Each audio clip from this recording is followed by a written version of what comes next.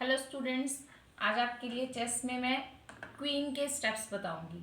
Last time हमने बिशॉप्स के बताए थे, उससे पहले रुक और पॉन्स। अब आगे बढ़ेंगे, आज आपको क्वीन के बताएंगे। ठीक है, एक सिचुएशन क्रिएट करती हूँ ताकि आपको क्लियर हो जाए how does it move.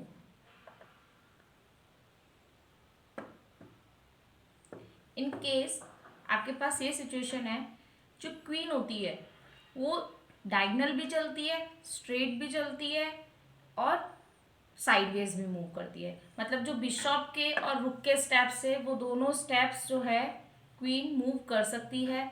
There is no limit of how much step it want to move, it's according to the strategy. But the thing is same, it can't jump over any piece, कि वो jump करके कोई move नहीं करेगी। अगर ये situation है in case कि अब मेरे को इस क्वीन को मूव करना है, I am moving it diagonally, ठीक है। तो अगर इस ये वाला पीस, ये वाला जो बॉक्स है, इसको कैप्चर करना है, तो ये अपने पीस के ऊपर से जंप करके यहाँ नहीं जाएगी अनटिल अनलेस उसका ये वाला पार्ट भी क्लियर हो।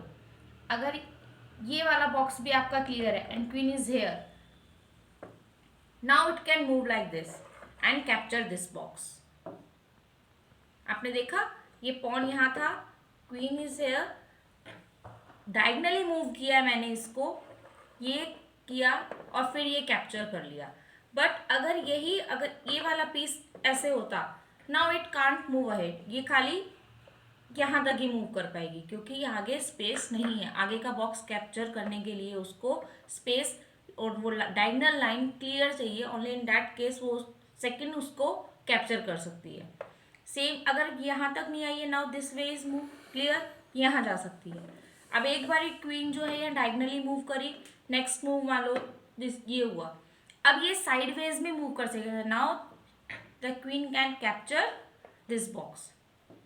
देखा आपने, यहाँ से हम साइडवेज आए, यहाँ से हम डायगनल आए, इधर से भी हम डायगनल आए। अब ये साइडवेज भी जा सकती है, स्ट्रेट आगे भी जा सकती है, पीछे भी आ सकती है। But the thing is, condition is one, कि it can't jump over any piece. चाहे वो पीस आपकी खुद की टीम का हो, चाहे वो आपको अपोजिट अपोनेंट जो टीम है उसका पीस हो, किसी भी चेस की पीस के ऊपर से क्वीन, आपका रुक, बिशॉप, इवन पॉन्स, जब भी हम कैप्चर करते हैं दूसरा box, they can't jump over any other piece.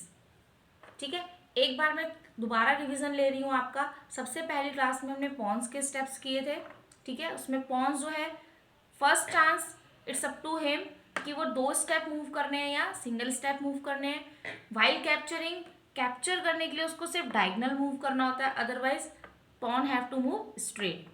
जो रुक है वो हमेशा स्ट्रेट लाइन मूव करता है, चाहे वो फ्रंट में फॉरवर्ड मूव हो, चाहे वो साइडवेज मूव हो, चाहे वो बैकवर्ड मूव हो। They can come back also, but pawns can't move back. अगर पॉन्स को एक बार आपने आगे का स्टेप मूव कर लिया है, वो वापस नहीं आ सकते, वो बैक स्टेप नहीं हो सकते हैं। But rook can come back, can go forward, can move sideways according to the strategy. आपका जो बिशॉप है, same condition, moves only diagonally.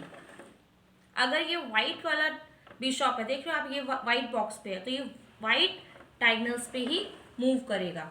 और अगर यहाँ पे आपका ये ब्लैक बिशॉप है, तो ये ब्लैक डायगनली ही मूव करेगा, like this.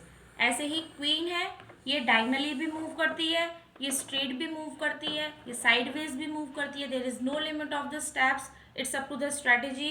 बिशॉप्स also no limitation of steps, rook also no limitation of steps. But pawns first move either 1 or 2 step, otherwise only single step going forward. But while capturing, pawns have to capture the box while moving diagonally. Clear है? आपको हमने इन 4 चीजों के steps clear कर चुके हैं, Pond's, रुक, Bishop, queen. Now in our next class we will learn about the moves of king. That's it for today. Have a nice day.